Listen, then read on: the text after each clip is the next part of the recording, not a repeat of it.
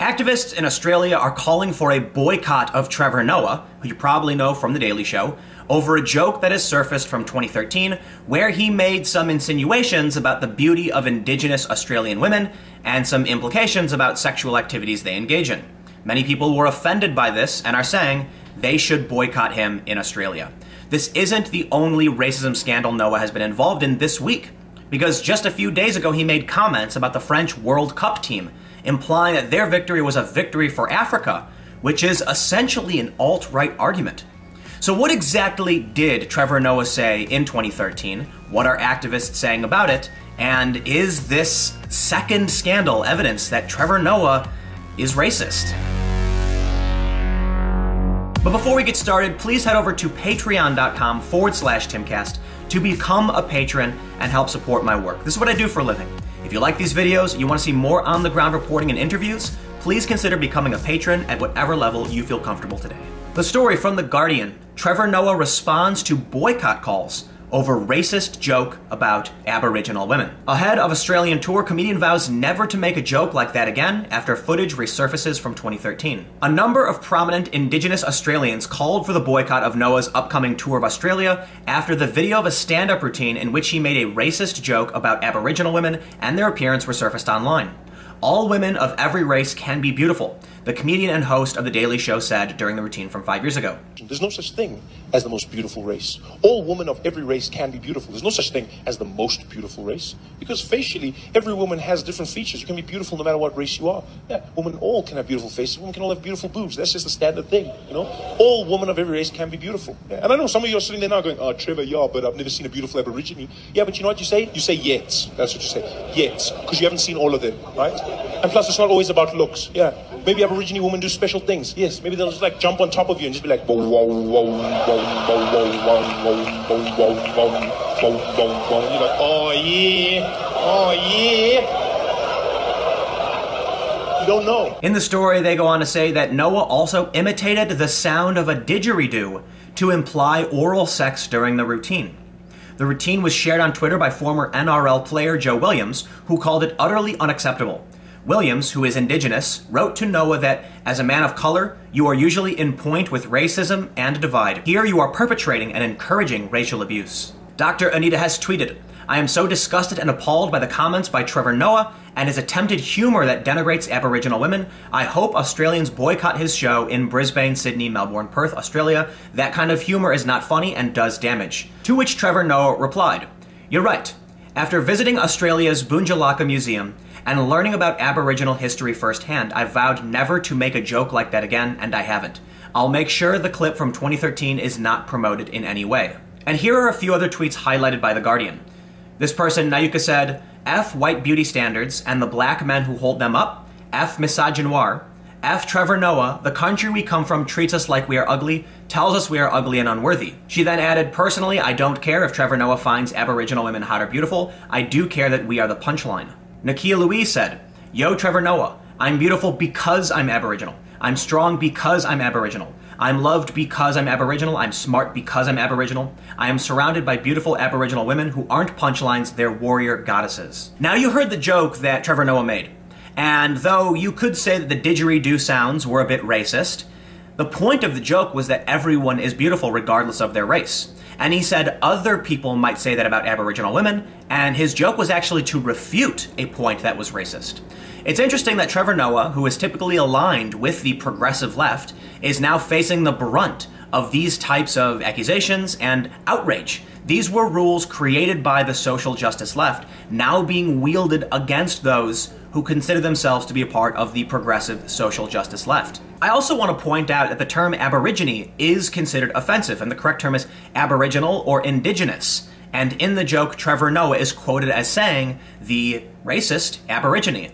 So this is considered by many people to be racist. What makes this particular story interesting is the kind of rebound effect from the social justice left, but also the fact that Trevor Noah actually made an alt-right argument when he was talking about the World Cup, and I'm not being hyperbolic.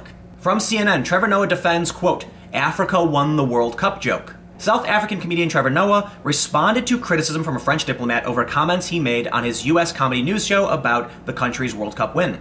After France lifted the trophy with a 4-2 victory over Croatia on Sunday afternoon, the Daily Show host congratulated Africa on winning the tournament. Yes, yes, Africa won the World Cup. Africa won the World Cup, Noah joked on the July 17 episode of the show.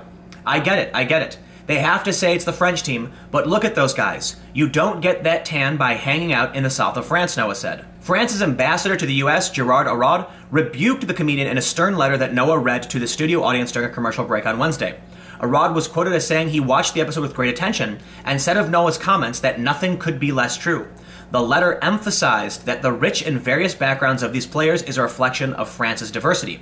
France does not refer to its citizen based on their race, religion, or origin to us. There is no hyphenated identity.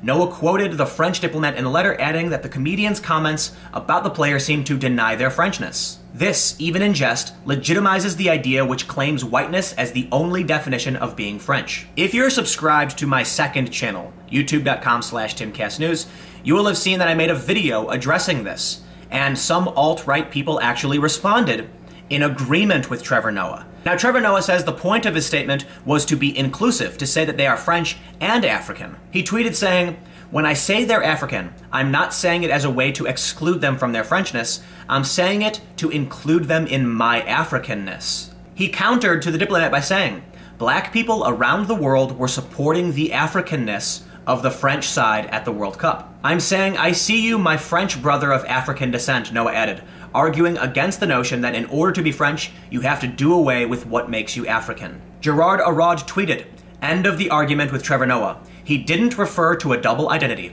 He said they are African. They couldn't get this suntan in the south of France, i.e., they can't be French because they are black, the argument of the white supremacist." In response to the video I made, where I challenged Trevor Noah's claim, Millennial Woes, who is considered to be an alt-right YouTuber, made this comment.